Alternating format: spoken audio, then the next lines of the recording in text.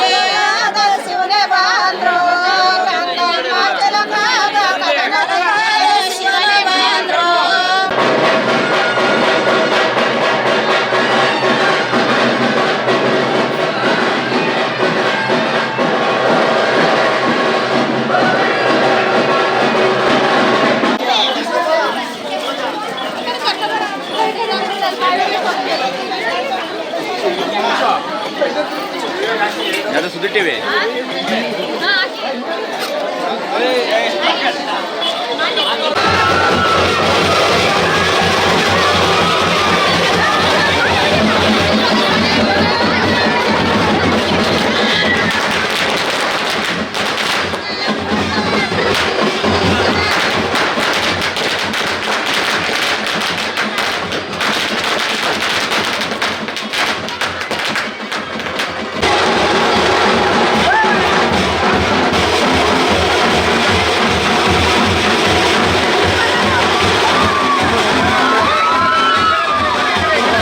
ಹಂಪಾಪುರ, ಕೆಂಪನಹಳ್ಳಿ, ಕುಳಾರಹಳ್ಳಿ, ದೇಗುಲಾಪುರ, ಹೂವೇನಹಳ್ಳಿ, ನರಿಗುಡ್ಡೇನಹಳ್ಳಿ ಗ್ರಾಮಗಳಲ್ಲಿ ನೆಲೆಸಿರುವ ಹಂಪಾಪುರ ಲಕ್ಕಮ್ಮದೇವಿ ಕುಟುಂಬಸ್ಥರು ಸೇರಿ ಗುಡಿಗೌಡರಾದ ಮಂಜೇಗೌಡರ ನೇತೃತ್ವದಲ್ಲಿ ಹಳೆಯ ದೇವಾಲಯವನ್ನು ಜೀರ್ಣೋದ್ಧಾರಗೊಳಿಸಿ ನೂತನ ಶಿಲಾಮಯ ಶ್ರೀ ಲಕ್ಕಮ್ಮ ದೇವಿಯವರ ದೇವಾಲಯದ ಪ್ರವೇಶವನ್ನು ಮಾಡಲಾಯಿತು. ಈ ವೇಳೆ ಗ್ರಾಮ ದೇವರುಗಳೊಂದಿಗೆ ಗಂಗೆ ಪೂಜೆ ಮಾಡಿ ಮೆರವಣಿಗೆ ಮೂಲಕ ದೇವಾಲಯದ ಪ್ರವೇಶ ಮಾಡಿ ದ್ವಾರ ಪೂಜೆ ನಂತರ ಹಸುಕರು ಪ್ರವೇಶವನ್ನ ಮಾಡಲಾಯಿತು. ದೇವಾಲಯದ ಆವರಣದಲ್ಲಿ ಸುಂದರ ಕನಕದಾಸರ ವಿಗ್ರಹವನ್ನ ಪ್ರತಿಷ್ಠಾಪಿಸಲಾಯಿತು. ಅಲ್ಲಿಂದ ಆಯಾ ಕುಟುಂಬಕ್ಕೆ ತಕ್ಕಂತೆ ಕೆರೆಸಂತೆ ಲಕ್ಕಮ್ಮನ ಸನ್ನಿಧಿಯಿಂದ ಇಲ್ಲಿ ಹಿಂದಿನಿಂದ ನೆಲೆಸಿಕೊಂಡುವಂಥ ಹಿರಿಯರು ನಡೆಸಿದಂಥ ದೇವಾಲಯ ಹಳೆಯಾಗಿ ಶಿಥಿಲವಾಗಿತ್ತು.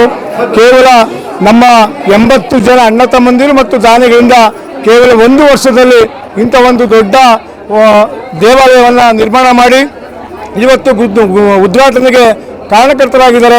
ಇವತ್ತು ಎಲ್ಲ ನನ್ನ ಕುಟುಂಬದ ಬಂಧುಗಳಿಗೆ ನಾನು ಇವತ್ತು ವಿಶೇಷವಾಗಿ ಧನ್ಯವಾದಗಳನ್ನು ಹೇಳಕ್ಕೆ ಇಷ್ಟಪಡ್ತಾ ಇದ್ದೀನಿ. ಇಷ್ಟೇ ವಿಶೇಷ ಇವತ್ತು ಮತ್ತು ಗುರುವಾರ 29 ಗುರುವಾರ 30 ಶುಕ್ರವಾರ ಗುರುವಾರ ದಿವಸ ಏನು ಮೀಸಲು ಅಂತೇಳಿ ಏನು ಕುಕ್ಕೆಯಲ್ಲಿ ಹೊತ್ಕೊಂಡು ಎಲ್ಲ ದವಸ ಧಾನ್ಯಗಳನ್ನು ಹೊತ್ತುಕೊಂಡು ಬಂದು ಎಲ್ಲ ಹೆಣ್ಣು ಮಕ್ಕಳು ಆಯಾ ಮನೆಯ ಹೆಣ್ಣು ಮಕ್ಕಳಿಂದ ಬಂದು ಅದನ್ನು ಮೀಸಲನ್ನು ಅಳತೆ ಮಾಡಿ ಮತ್ತೆ ಶುಕ್ರವಾರ ದಿವಸ ಒಳಗಿಂದ ಶ್ರೀ ಲಕ್ಕಮ್ಮನ ಕೀಲುಗಳು ಏನು 3 ಕೀಲುಗಳನ್ನು ಮಾಡಿಸಿದ್ದಾರೆ.